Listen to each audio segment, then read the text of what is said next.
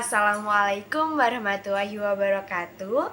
Kenalin, nama aku Kalista Cipkalianasari dari program studi BKPI dengan NIM 234486208004. Di sini aku akan mempresentasikan tentang pengertian dan sejarah bimbingan dan konseling. Disimak ya teman-teman. Yang pertama, kita akan membahas tentang pengertian bimbingan dan konseling. Sebelumnya, ada yang tahu apa itu pengertian bimbingan dan konseling? Mari kita bahas. Pengertian bimbingan dan konseling. Bimbingan dan konseling adalah suatu proses pendampingan dan bantuan yang diberikan oleh seorang konselor kepada seorang konseli dalam mengatasi masalah yang sedang dihadapi. Bimbingan dan konseling sendiri seringkali ditemukan dalam jenjang SMP dan SMA. Dalam jenjang SMP dan SMA, bimbingan dan konseling diperlukan untuk membantu siswa dalam menemukan jati dirinya, dalam menentukan dari SMP mau ke SMA mau mengambil jurusan apa, nanti setelah lulus SMA mau kuliah mengambil jurusan apa. Dengan adanya bimbingan dan konseling dapat membantu siswa untuk menemukan jati dirinya. Selain itu, peran dari guru BK adalah untuk membantu siswa dalam mengatasi masalah yang sedang dihadapi. Dengan siswa datang kepada guru BK dan menceritakan semua keluh kesah atau masalah yang sedang dihadapi, guru BK mampu mengatasi masalah siswa tersebut. Adapun pengertian bimbingan dan konseling menurut para ahli. Yang pertama menurut Abu Ahmadi. Abu Ahmadi berpendapat bahwa bimbingan konseling adalah bantuan yang diberikan kepada individu untuk mengembangkan diri secara optimal. Yang kedua menurut Priyanto dan Erman Anti.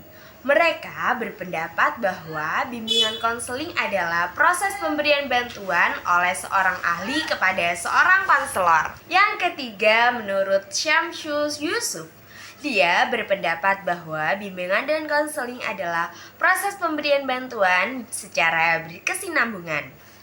Yang keempat, menurut Tohirin, dia berpendapat bahwa bimbingan dan konseling adalah proses bantuan yang diberikan oleh konselor terhadap individu secara tatap muka.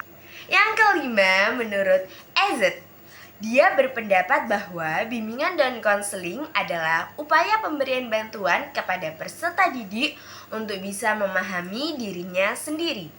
Yang keenam, menurut Hikmawati, dia berpendapat bahwa bimbingan dan konseling adalah proses pelayanan bantuan untuk membentuk peserta didik lebih mandiri dan berkembang secara optimal. Itulah tadi pengertian menurut para ahli.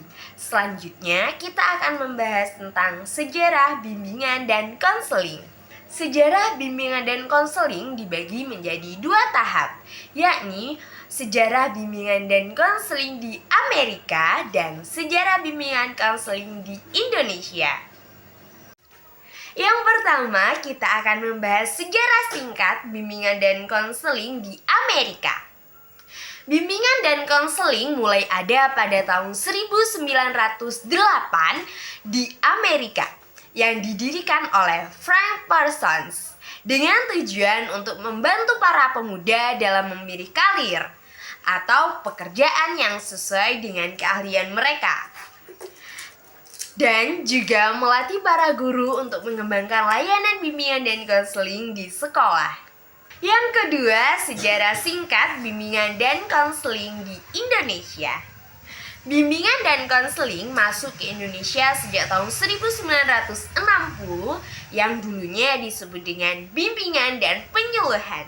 Ada yang pernah dengar? Bimbingan dan penyuluhan atau bimbingan konseling di Indonesia masuk melalui beberapa dekade. Ada 4 loh. Yang pertama, prawacana dan perkenalan. Mulai 1960 sampai 1970. Yang kedua, permasyarakatan.